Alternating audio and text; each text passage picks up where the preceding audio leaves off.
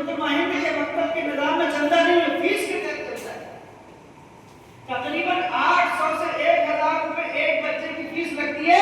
ایک سال کا سب کچھ اس میں چلا آتا ہے.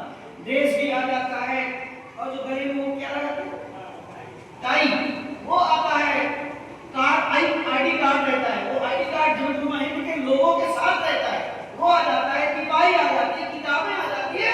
سارے بچے ایک ڈریس میں آتے ہیں، ایک ڈریس میں پڑھ کے ٹائی بھی بنی ہوئی ہے.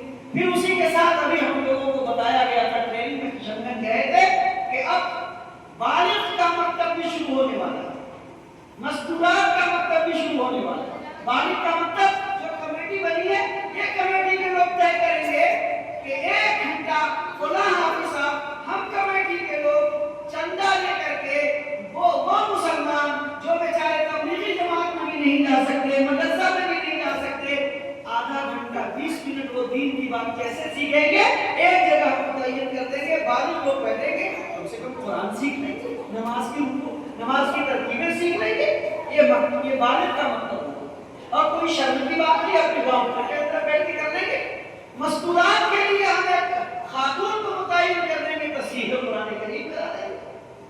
مستورات کا واٹس ایپ گروپ بنے گا جس کے اندر عالم دین ایڈمن ہوگا اور وہ بتائے گا کہ دین کی بات. موبائل کے ذریعے سے آج کیا کیا ہنگامے، کیا کیا فتنے ہو رہے ہیں.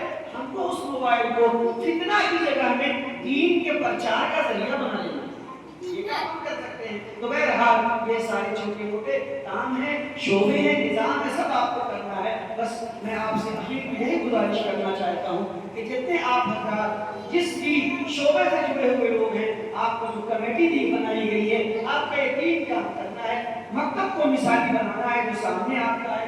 ساتھ میں مثالی مسجد کا پہلا کام یہ ہے کہ محلے کے مسلمان 5 وقت نماز پڑھنے کے پابند ہو جائیں. دوسرا کام یہ ہے کہ کم سے کم ہفتہ میں ایک دن قرآن اور حدیث کا درس ہو. وہ بتائیے نماز میں قرآن شیخ الہند کا ترجمہ ہے لے کے بیٹھیں گے، صرف آپ سے 10 منٹ گن کر کے لیا جائے گا، 9 سے 10 منٹ آپ بیٹھیں، قرآن کی ایک آیت پڑھی جائے گی، اس کا ترجمہ پڑھ کے سنا دیا جائے گا. ایک حدیث پڑھی جائے گی، ایک اس کا ترجمہ کر دیا جائے گا، سب گھر سے.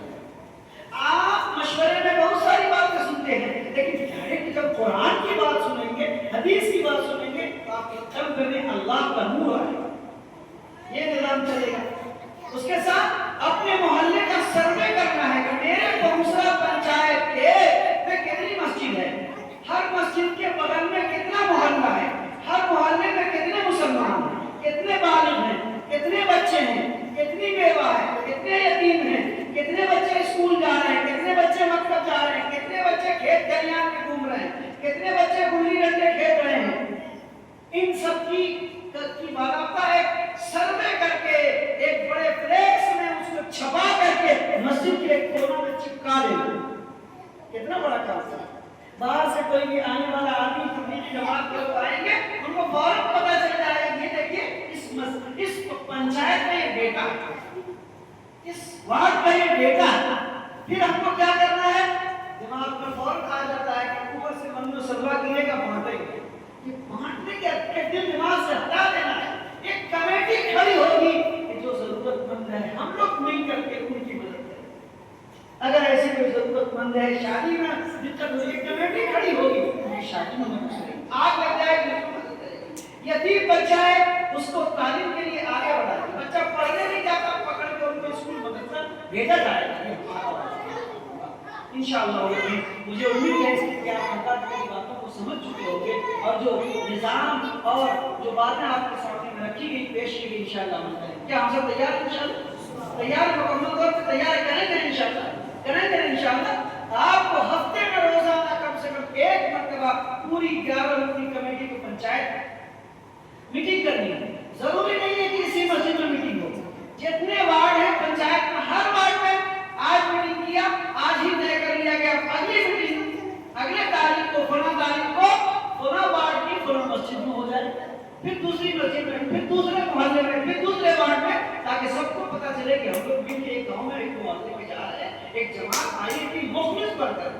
کوئی فائدہ نہیں، کوئی چندہ نہیں، کوئی کوپن نہیں، کچھ بھی نہیں. اللہ کا کام جمعیت الماہرین کے جھنڈے تلے آپ کے بیچ ہم لے کے جا رہے ہیں. محمد بھی ملے گی اس سے، تم اکیلے نہیں ہیں، پوری قوم ایک ساتھ مجتمع۔ اللہ تعالیٰ مجھے اور آپ کو ہم سب کو کہنے سننے سے زیادہ عمل کی توفیق نصیب فرمائے۔ بہت ساری باتیں کہہ دی گئی، میں نے مفتی صاحب کو کہا تھا کہ 8:15 تک پروگرام ختم ہو جانا چاہیے، لیکن تھوڑی سی تاخیر ہو گئی، بہرحال لیکن آپ حضرات کا جذبہ دیکھ کر کے، آپ حضرات کا عزم دیکھ کر کے مجھے بڑا اچھا لگا۔